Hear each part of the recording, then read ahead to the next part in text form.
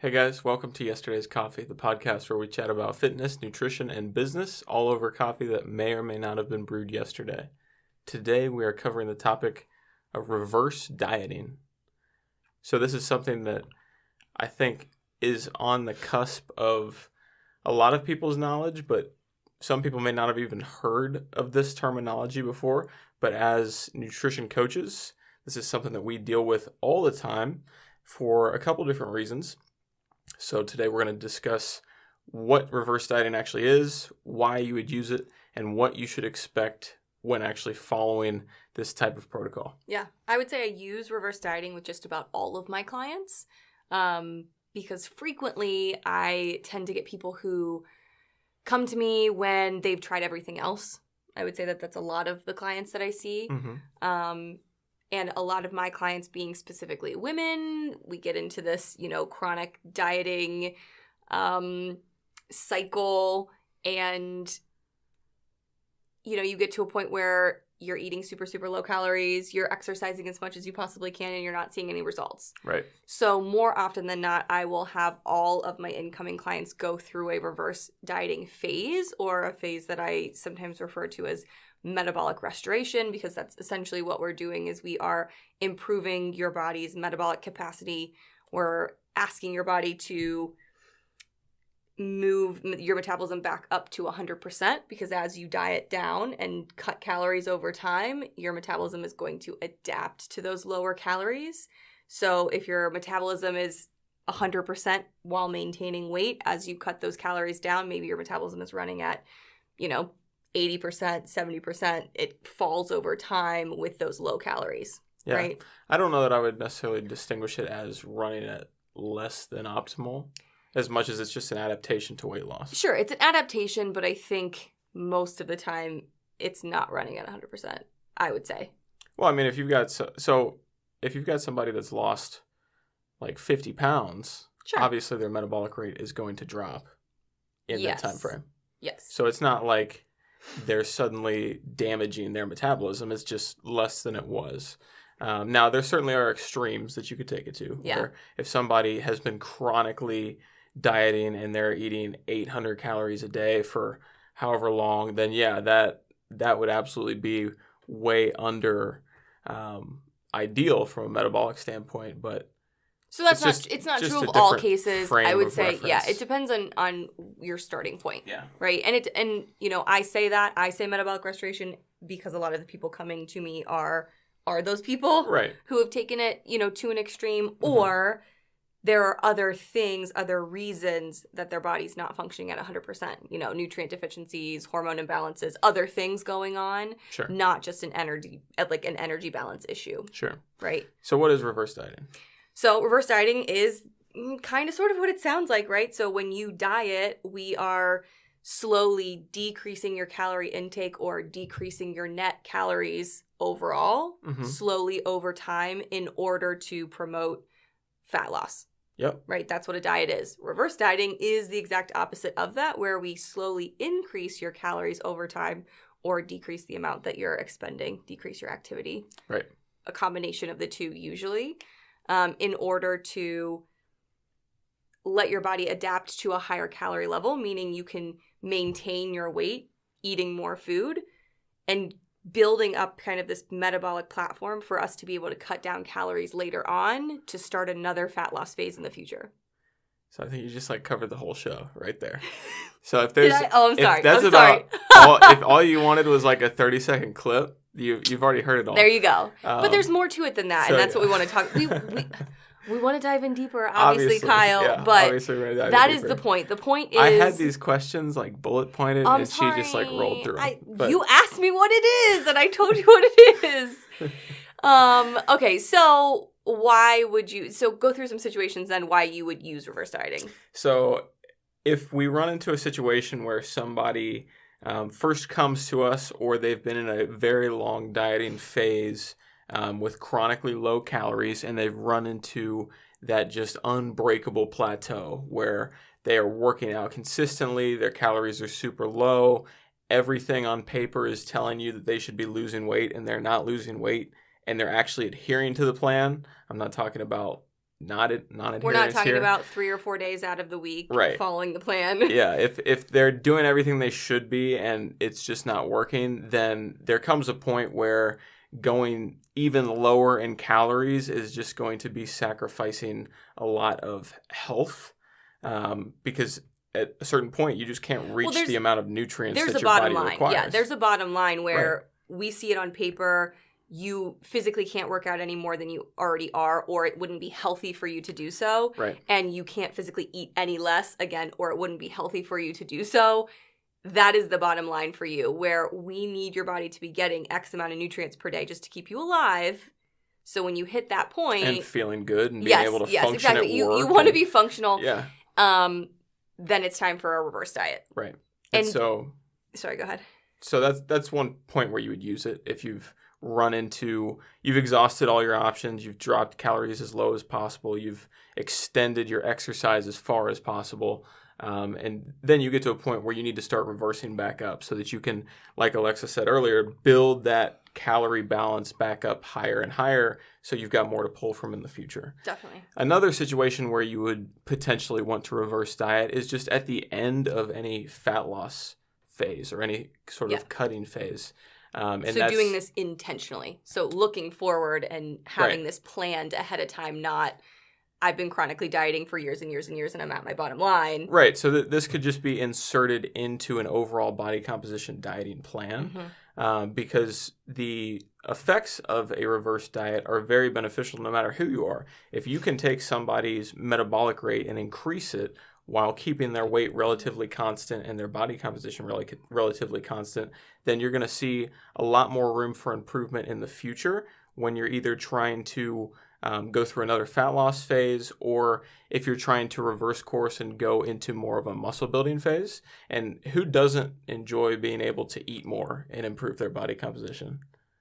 I used to feel that way, but then the more clients I run into that I'm trying to reverse diet who fight me, I'm like, what is this a novel concept? Well, why don't you want to eat more food? It's because they're in that mindset of I have to stop eating to lose weight. So they think they're going against their goals. Or they're not patient enough and they want to see it happen now. Because that's the other important part of this is in the reverse diet process, and I think especially right now this is important to talk about because on social media right now, this is gaining a lot more popularity, right? So a lot of influencers are posting about it, a lot of coaches are posting about it, and they're posting side-by-side comparisons of their reverse diet clients showing, okay, this is this person eating 1,200 calories, and this is this person looking much leaner, looking like they've lost weight, eating 1,800 calories. Right? Yeah, they've doubled their caloric intake. And they look like they're 10 pounds down. They're 10 pounds down. They're way leaner, yeah. Which does happen in some people, okay? I will say that. Some people's bodies, it's exactly what they needed. Their body responds really well. Everything works the way it should.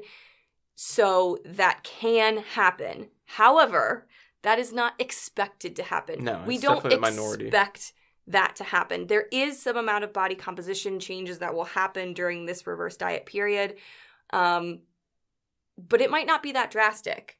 Okay, right. So you have to understand going into this process, our goal is for you to maintain your weight. My goal's not for you to lose weight. My goal's not to make it look like you lost 15 pounds, 20 pounds. Right. My goal is for your weight to stay the same. Yeah. If you're in a reverse dieting phase, you're not doing it for the purpose of body composition change or weight change in that period. All you're trying to do is ramp up the amount of calories that you can maintain your weight at. And you are doing a lot of internal work. So that means very, very slow incremental calorie increases to the point where your body isn't changing. That's kind of the point that we're after here. So it's not something like, all right, we ran into this plateau. Now I'm going to start this reverse diet and I'm starting looking leaner.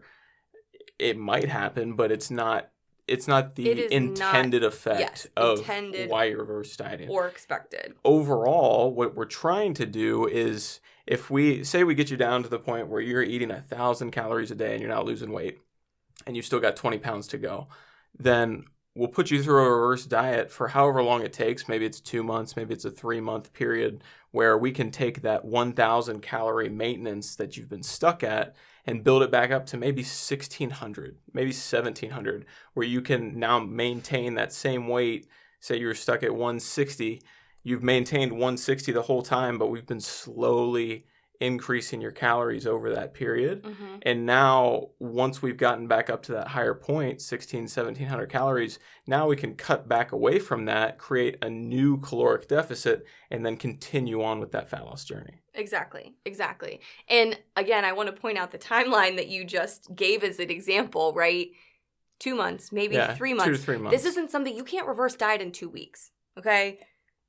If you come to me and I let you know that we have to go through a reverse diet phase, it might be the first 2 to 3 months of our coaching together. Mm-hmm. However, it's a really crucial part of your process, especially if you're one of those people that's been stuck in this place for years. Like if you come to me and say that you've been trying to lose weight for years and you haven't had any luck or any success and you're eating 1,000 calories a day, it's going to take a significant amount of time. Yeah, it can it's take not people a 2-week fix. No, it can take people 6 months to reverse diet adequately. Mm-hmm. It depends on how low your calories were for how long a period of time. And it also depends on your own genetics and your physiology, how your body responds, and how slowly we have to increase your calories, right?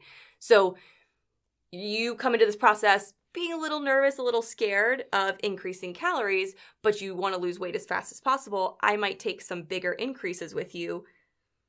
But that, again, it's all going to depend on how your body responds. Right. Response is the key because some people are going to be able to bump up their calories maybe 40 or 50 calories a week. Some people maybe double that. Some people maybe half that. Yeah, some people, it might be 25 or 30 calories, guys, which is like a couple bites of food. Well, there might even, so my typical rule of thumb is around like 10 carbs per week, 10 grams of carbs per bump, I should say. And carbs are typically what I play with more often than not.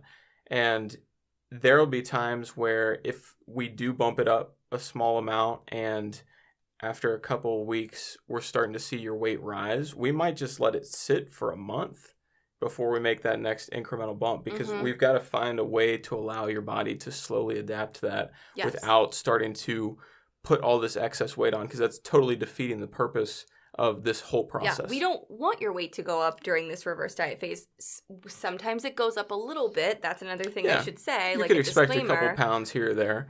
Again, depending on how low your calories were to begin with. If your calories were very, very low, again, you have to think about the physical weight of food. You have to think about water that gets held in your body with carbs. You have to think of all these different factors like waste sitting in your stomach at one time. So it's like there are a lot of things going on here. So if your weight goes up a pound in the span of a couple weeks, it's not the end of the world. It is okay. Right. It's okay. And that wouldn't be a reason for us to all of a sudden stop your reverse or say that we're done reversing. It just means your body needs more time. Yep. Sometimes I make an increase and we do have to let it ride for 2 or 3 weeks before the body adjusts and the weight regulates. Yeah. But I would say an average for me, I usually go by 50 to 100 calories per week, depending on the activity level. That's another thing I think that makes a huge difference is if you're a pretty active person to begin with, those increases, your body is probably going to be more receptive to those extra calories than somebody who's doing only cardio or who's mostly sedentary. Sure. So there are a lot of factors that go into, you know, what macronutrient group we increase first or how much we increase by week to week. But I would say on average, if you were trying to do this on your own at home, like I would say start with 50 calories a week. Yeah. A couple extra bites of food here and there. I stick with 10 grams of carbs. It's about a quarter cup of rice. Mm-hmm. Easy. Yeah, easy. The thing I want to tie this into is also not just the plateau group, the people that run into super low calories and have to reverse course out of necessity, but the people that are just going through a regular fat loss phase and now they've transitioned into a maintenance phase or now they want to build more muscle. One of the biggest mistakes people make coming out of a fat loss phase is, all right, I'm not dieting anymore. I'm just going to bump my calories back up. And guess what? You just put on 5 pounds of legitimate body fat in a week or two because you went from eating 1,700 calories a day on a 600 calorie deficit to back to your 3,000 calorie maintenance that you were before you started. And your body isn't going to just build muscle like that in that sort of time period. Yeah. What's going to happen is it's just going to soak up all that energy and store it because you've been in a caloric deficit for an extended period of time. Your body doesn't know a single thing about body composition manipulation. Mm-mm. It's here for survival. It's and a now it's survival got instinct. this massive influx of calories. You better believe it's holding on to every last one of those. Yes. So this is where a reverse diet is perfect. So instead of finishing your diet and then just going back to whatever you're doing before, now you go back up in the exact same way that you came down. Mm-hmm. And sure, it's going to take a lot longer, but I promise you're going to enjoy the results a lot better. Well, they're more sustainable. Well, and you're going to be able to eventually eat a lot more at the While same maintaining body composition that you just your that goal, you just achieved. Yeah, your goal weight. I think people get like locked into this diet mentality of, okay, I'm fighting my body to get down to a certain weight, and then I just have to like basically eat this way forever. I basically am eating no food for the rest of my life in order to maintain this body. That's what reverse dieting is for. Mhm. It should be built into every single weight loss program out there. Yep. Because, you know, we've talked about this before, how weight loss has to happen in cycles, right? You have a fat loss phase. You need to go through maintenance periods, right? Where we maintain our weight, which would be kind of like that reverse diet aspect. Right. You have to go through growing phases if you want to see any like changes in your body composition or your muscle definition, right? Well, and this is the missing component of any off-the-shelf fat loss plan that you'll ever see. This is why people go on those like 6-week, 12-week challenges and then gain all their weight back. Right. It's because there's no instruction as to how you actually maintain this long term. And it's not you've got to keep this crazy low calorie diet for the rest of your life. You've got to build back up into it and know how to do that at the rate and at the proper rate and be disciplined enough to maintain that steady increase. Sure, it's okay to get off the plan every once in a while and just kind of have at it if you've transitioned from a fat loss phase to a bulking phase. I wouldn't do that right away because, like I said, you're just going to store all this excess body fat. Mm-hmm. But if you can be a lot more consistent beyond what you deem the end of your cut, you're going to see way better long-term results and be able to bring your calories up much higher at that same body composition that you've just worked so hard to get to. Yeah, absolutely. So yes, it takes a little bit more time and effort, but it's not nearly as much effort as it would be if you thought you needed to stay on 1,000 calories a day for the rest of your life. Right. So it is 100% worth it, and I think, again, necessary for any sustainable weight loss program. But it also gives people more freedom. Because you should be able to maintain the body that you want, you know, to a certain extent, eating enough calories to feel good and happy and enjoy your life. Right. So, yeah. Anything else to add? That's about it. Like I said, if you watched the first minute of the show, you already had it. There's a summary for you. Yeah. You're welcome. Reverse dieting, it's not a period of time where you're expecting change. That's the biggest thing That's the biggest takeaway across to you. We are aiming to maintain your weight. And again, not all of the changes, like a lot of those changes that are happening during this period of time are under the surface. Yeah. But they are necessary and we need to do it. And it's for your happiness in the long run. Yeah. Because if you're maintaining the same weight, same body composition, but you're able to eat more, you've got more energy, more ability to train harder. You're able to eat a slice of pizza on the weekend and not gain 5 pounds. Like, yeah, that's ideal, right? Absolutely. I think so. I think that's worth it. So, awesome. Thank you guys for tuning in this week. If you've got any questions or any topics you'd like us to cover in the future, feel free to reach out to myself at HypertroFit.com. You can find Alexa at TheRootedRD.com. And we will see you guys again next week. We'll see you guys next week.